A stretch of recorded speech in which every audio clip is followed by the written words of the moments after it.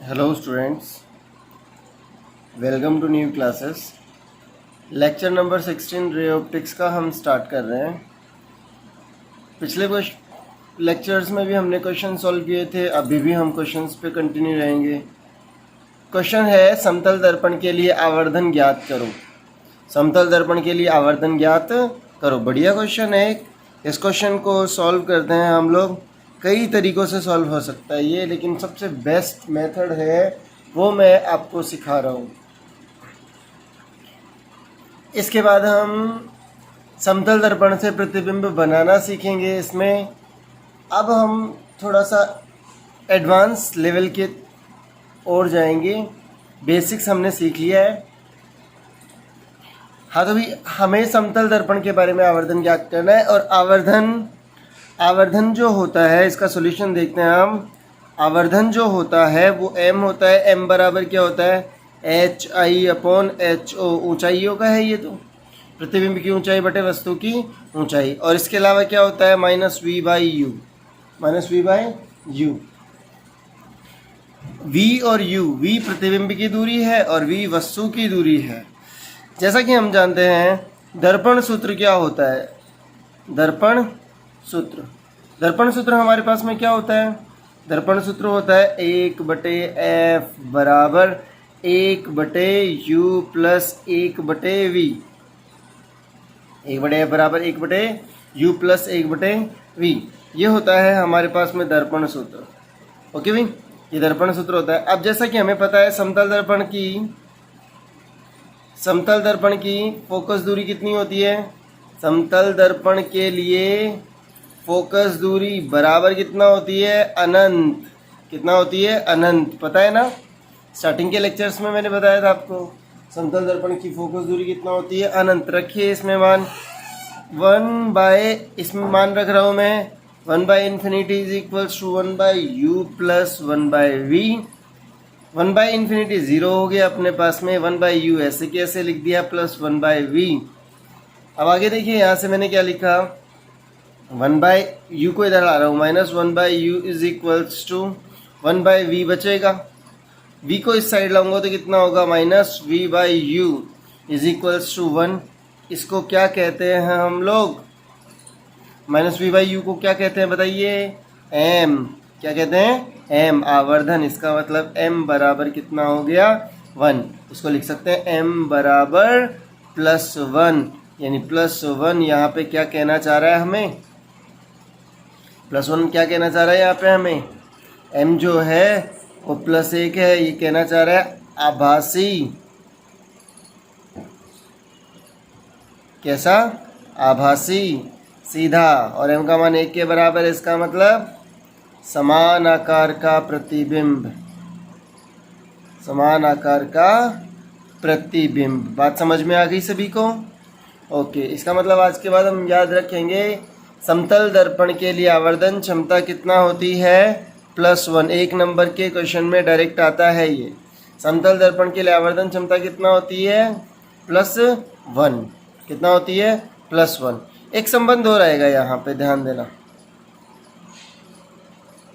This implied, मैं कह सकता हूँ v बराबर -u। v बराबर -u, उल्टा कर दिया मैंने, इसको उल्टा कर दिया। v बराबर -u। इसका मतलब क्या कहना चाह रहा है, ये ध्यान देना। इसका मतलब ये कहना चाह रहा है v बराबर u में, नोट करके लिख सकते हैं ये बात हम। समतल दर्पण के लिए v बराबर -u। अभी जैसा कि हमने दर्पण के लिए पढ़ा है, u हमेशा कैसा होता है? नेगेटिव। मतलब लेफ्ट में होता है वस्तु किधर होती है? लेफ्ट में। सही है ना? अच्छा, इसका मतलब v क्या आया? -u आया। इसका मतलब माइनस, नेगेटिव। कैसा हो गया? पॉजिटिव। इसका मतलब किधर आएगी? राइट में। प्रतिबिंब राइट में क्या आएगा? प्रतिबिंब। और दोनों की दूरी का परिमाण क्या होगा? बराबर, क्योंकि v बराबर क्या होता है? -u। किसके लिए होता है? एक समतल दर्पण के लिए। ओके, अब आगे ध्यान देना। इसका मतलब ये कहना चाह रहा है ये समतल दर्पण है अपने पास में।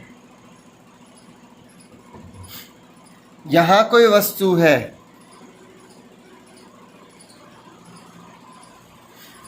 ये क्या है, वस्तु है, और इस वस्तु का हम क्या बनाना चाहेंगे, प्रतिबिंब। तो ये प्रतिबिंब ये बनेगा, ये प्रतिबिंब बनेगा।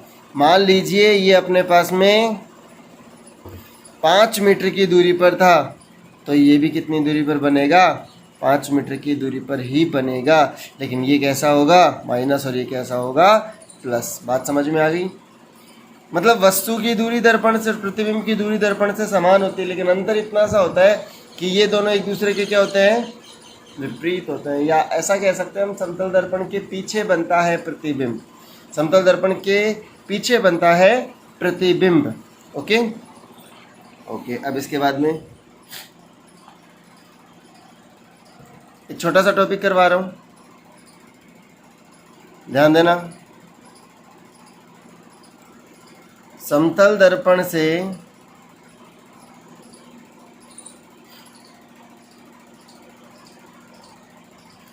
प्रतिबिंब निर्माण, प्रतिबिंब निर्माण, समतल दर्पण से प्रतिबिंब निर्माण। हाँ भी ध्यान देना। ये मान लीजिए अपने पास एक समतल दर्पण है,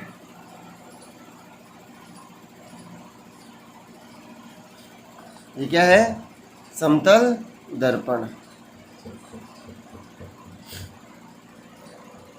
ये इसको मध्य में से विभाजित करने वाली एक रेखा है, इस रेखा को हम नाम दे देते हैं मुख्य अक्ष।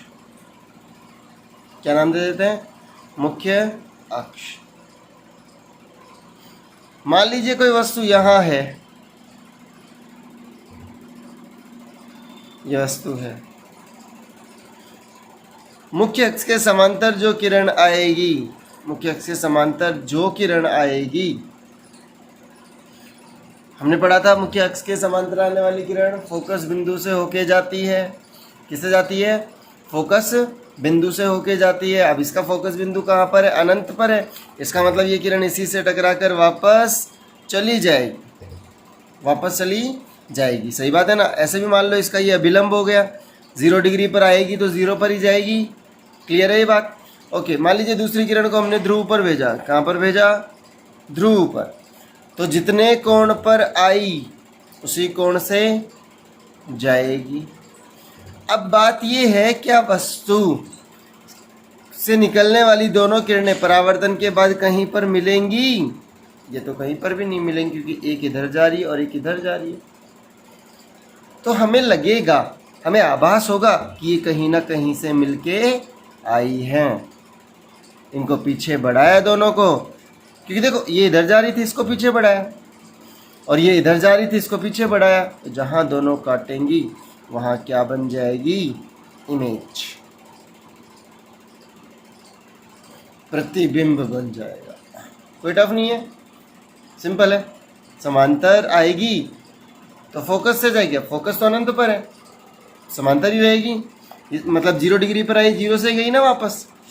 आपतन कोण कितना हो गया, 0 डिग्री, और ध्रुव पर आई उसी कोण से जाएगी। अब इनको मैंने पीछे बढ़ाया, क्योंकि इधर तो ये कभी मिलेंगी ही नहीं, पीछे बढ़ाया। इसका मतलब जिस पॉइंट पर काटेंगे वहाँ पे क्या बनेगी, इमेज।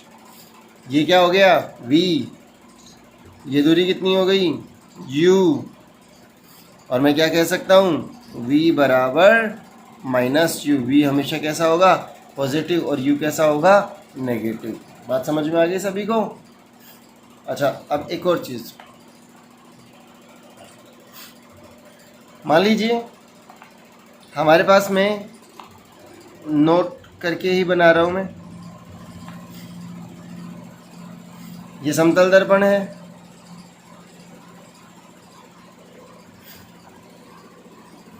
ए का प्रतिबिंब बनाया हमने, ऐसा ही बनेगा वहीं बराबर दूरी पर।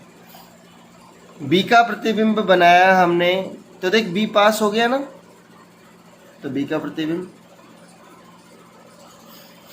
मतलब ये सिरा पास है तो ये भी पास ही होगा, क्योंकि दूरी बराबर होती है। ये सिरा दूर है तो ये भी दूर होगा। सही है ना। तो समतल दर्पण में क्या हुआ, दायां भाग बायां बन जाता है और बायां भाग दायां बन जाता है। देख राइट लेफ्ट हो गया और लेफ्ट राइट हो गया। इसको बोलते हैं पार्श्व परिवर्तन। क्या बोलते हैं? पार्श्व परिवर्तन। सी को देखिए, ये सी, ये सी, ये भाग पास है ना, ये पास हो गया। डी, ये D, E, F, ji,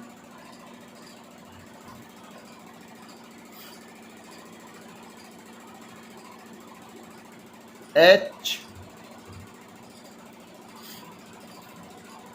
I,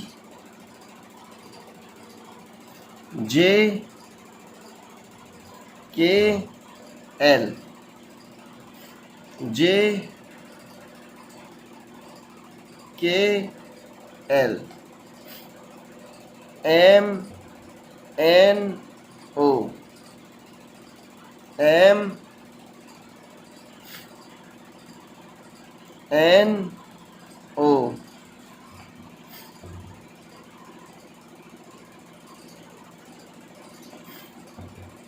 P, Q, R, P, Q, are,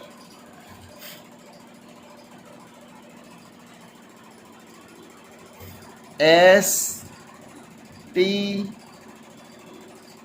you, S, T, U, V, W, X, V, W, X, Y, Z, Y, Z.